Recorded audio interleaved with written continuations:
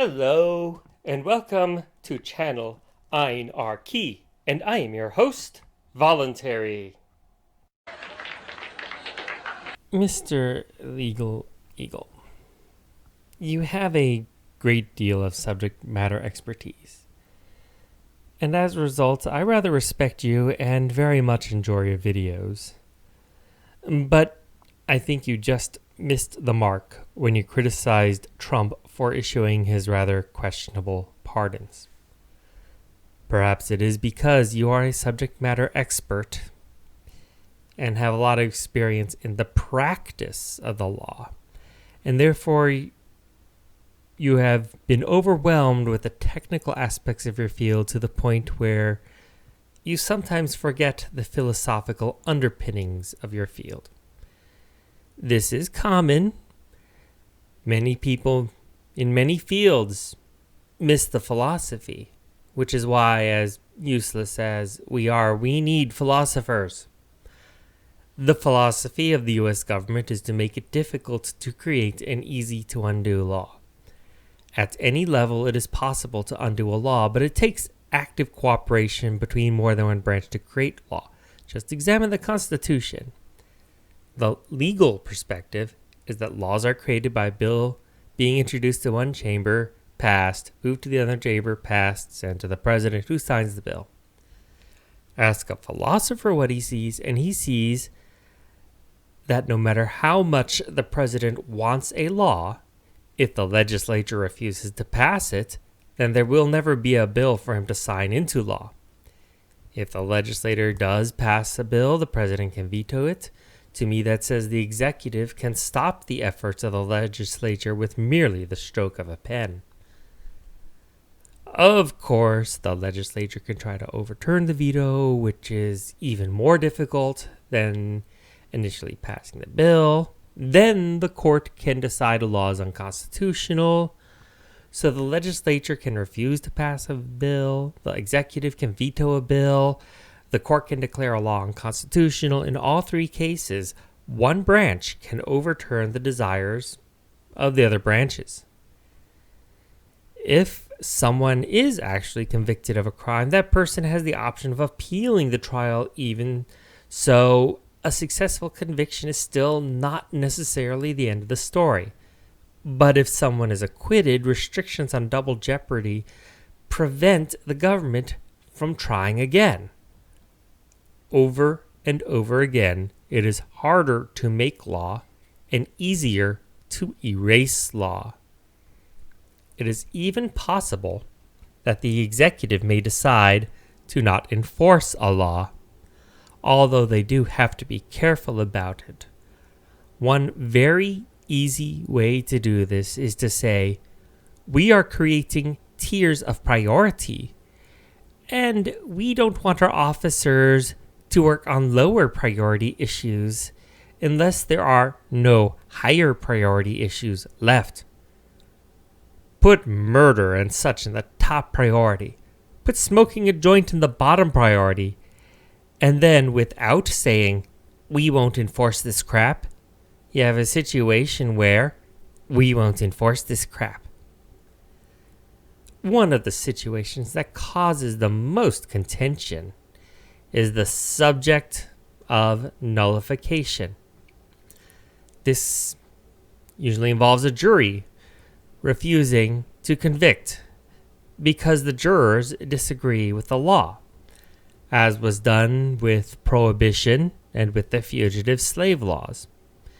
It also exists when an officer pretends to not notice some minor offense or a prosecutor decides against filing charges.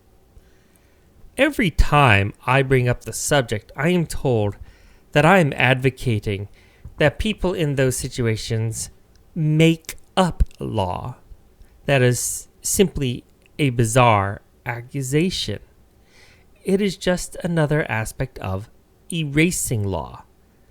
I have no problems at all with jury nullification.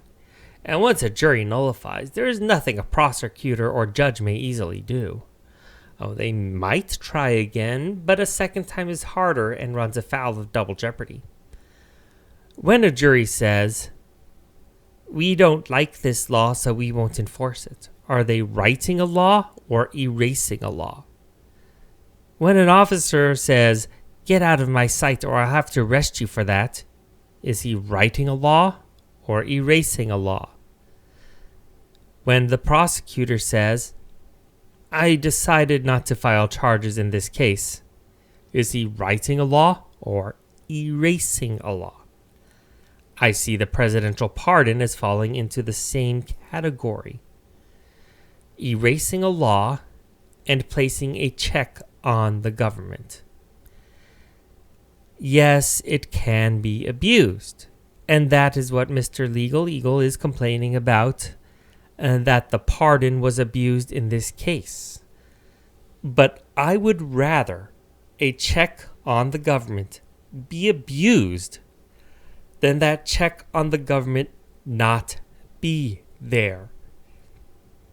Any system of government can be abused, and power can be abused, and any check on government can be abused. A prosecutor can say, "I won't file charges for corrupt reasons." Look at the slaps on the wrists that police officers get all the time. We have an epidemic of prosecutors not policing the police. Still, unless the shall file requirement is extremely narrowly worded, I'd rather have prosecutorial discretion than lose that check. I'd rather the jury be able to say this is a bad law than be required to only apply the law as written. Of course, it is very difficult to determine the motives of someone who keeps his mouth shut while voting, but I would rather have a check that might be abused than the lack of a check. And so on to these pardons. The very last line of defense against government is the ability of the president to issue pardons. There have been questionable pardons in the past. You mentioned the blanket pardon that Gerald Ford issued to Richard Nixon. I think that had the pardon been challenged, as you contemplated, the pardon would have won. It's right there in the Constitution, an unlimited power of pardon.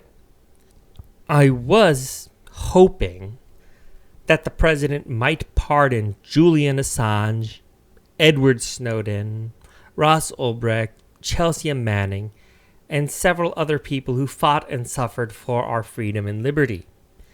That didn't happen. Instead, he issued pardons to those who have engaged in what can be considered corrupt and illegal behavior, possibly in an effort to insulate himself from repercussions from his own behavior.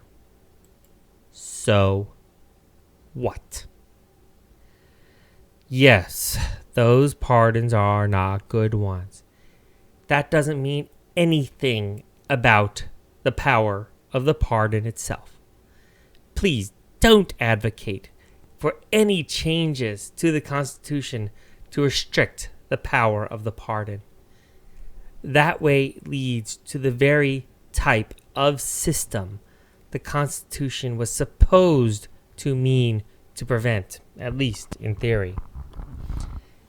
That way leads to unmitigated abuse. Thank you for watching.